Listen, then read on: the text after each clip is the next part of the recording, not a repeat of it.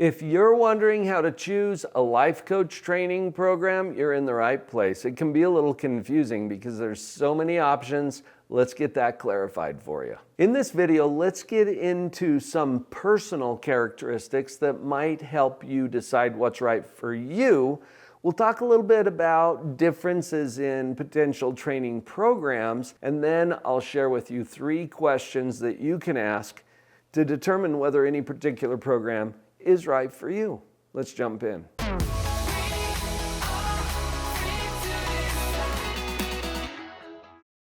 I invite you as we get started here today to think about this very clearly for a moment.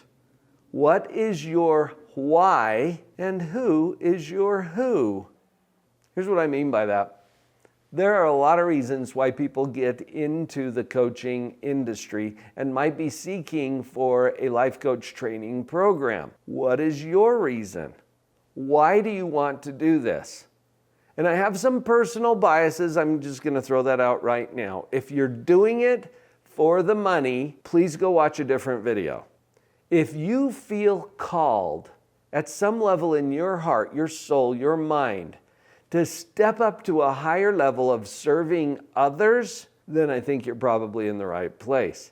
What is your why? Now, don't get me wrong. I'm not saying that you can't make some money. In fact, I hope you make a lot of money doing this. But if that is your primary driver, I think you're in the wrong place. And you may need to go watch a real estate investment video.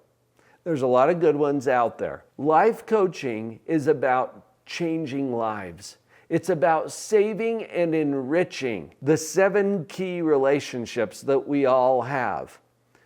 What is your why? As I invite you to think about that, let me tell you a little bit about mine. I'm a professional psychologist. The first half of my career was spent in traditional psychotherapy, about 15 years. And then I made a big transition over to life coaching. My colleagues in the psychological world think that I sold out. My friends in the coaching world congratulate me. There's a lot of reasons why I made that change, and it really comes down to distribution. I was sitting in an event in Abravanel Hall in Salt Lake City. It's a speaker series that my wife and I have season tickets to. And our speaker that evening was Dr. Sanjay Gupta. This brilliant neurosurgeon had just returned from Puerto Rico after a devastating hurricane came through. And if you know Dr. Gupta, he is a correspondent for CNN. And he goes into these earthquakes or hurricanes or war zones, and he reports back on health or medical related issues. During the Q&A, someone asked Dr. Gupta, "What's the most disturbing thing that you've encountered out there?" And that's a big question for a guy of his experience and knowledge. And he didn't even hesitate. He said it's the unnecessary death. And then he clarified, we get it. People are going to die in a hurricane. It happens. What's upsetting is everyone who dies after the fact because they don't have access to food, water, medical supplies, what they need to survive. And the disturbing part, all of those things exist in containers, on ships, in the port, on the island, but there's not a distribution process to get it out to them. My why for switching from traditional psychotherapy into life coaching has to do with that. The distribution process. When I was in my traditional psychotherapy practice, I could help maybe 7, 8 people in a day, hour to hour, if I worked through lunch. Do you see the limitation? That's limited distribution.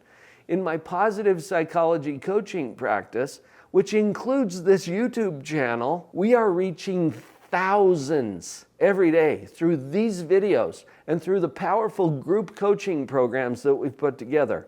Much better distribution. That's my why. And reaching people like you who are interested in life coaching helps to expand that distribution even farther because you can reach people that I can't. That's what drives me. That's why I'm in it. People desperately need the principles that we can bring to them if we put the distribution processes in place. Now, I've shared with you my why. What's your why? And who is your who? One of the biggest mistakes that a lot of life coaches make is that they want to help everybody, right? I know, I feel you, and I still slip into that sometimes. The problem is, it's really hard to market to everybody. And if you're trying to market to everybody, you're marketing to nobody. You have to narrow it down. Who is it that I can uniquely help? And for me right now, that includes people like you who are interested in becoming a powerful life coach, to have an impact that you can't even imagine in people's lives and relationships. I'm here to serve you because I want you to be able to serve them even better. Who do you want to help? Let's get clear about that. I invite you to think hard about that.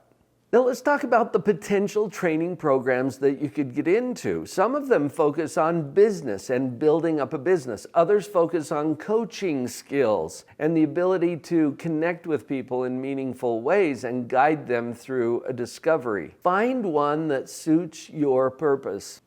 For me, I got training as a professional psychologist. I got a PhD in clinical psychology. And when I transitioned over to life coaching, I realized that the missing piece for me was the business.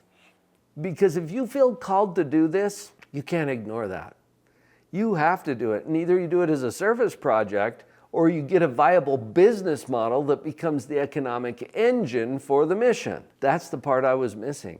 And I engaged in coaching programs that helped me to focus on building the business, because you get to work on your business and you get to work in your business. Others come to my certification, for example, when they know that they need a model. They need some powerful psychology-backed principles that they can use for their clients. And I can provide that in the certifications that I do. So look at the program that you're considering and see what their focus is. What is it that you need? Are you looking for personal transformation, business growth, coaching skills, all of the above? A big part of my current practice is working with those who are building a life coaching business. I do this in several different levels, and what level you're starting from might dictate what kind of a program you get into. And there's a broad variety out there of different price points or investments that are required to get into the program. One of the programs that I consult with and provide training for is like a master's degree. If you were to go back to school and get a master's degree in a mental health field, for example. Now, coaches are not therapists. That's not what I'm saying. But the level of training we provide for those coaches in that program is at that level. And then I have other programs where we certify in models and tools that you can use in your coaching. And we've created some communities. So let me get to those questions, because I think as you ask yourself these questions, you can use that as a filter as you're looking at potential life coach training programs. And the first one is this: what are the credentials? Is it backed or supported by trained, experienced professionals who actually know what they're doing? Read the reviews. Talk to the graduates of the program. Listen to the testimonials. See what people have to say about that program and the quality of training that they received. You know, we live in a world where reviews mean everything. And when I go shopping for something on Amazon, for example, I read a few reviews about that. And I'm really more interested in what other people have to say about it than what the company itself has to say about it. You can do this now in our information age. So listen to those who have already experienced it as you compare that to what it is that you're looking for. Another question you can ask yourself: is there live interaction? Or is this all course-based material? In my personal opinion, you will gain more benefit if you have a program that includes some level of live interaction on a somewhat regular basis. This might be a personal preference or a bias on my part, but with the advent of AI, I think information is free. After all, look at what you're doing right now, watching this video. You didn't pay anything to watch this.